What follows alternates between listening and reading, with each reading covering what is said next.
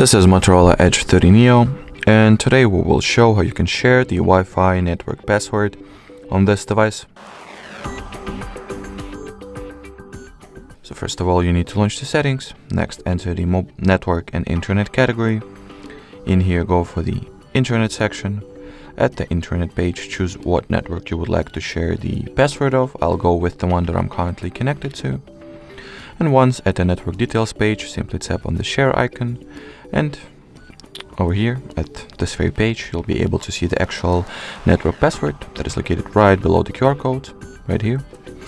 Or you can simply scan the generated QR code with any other device that you'd like and get it automatically connected to the chosen Wi-Fi network. Alrighty, so that would be it for this video. Thank you so much for watching, and bye bye.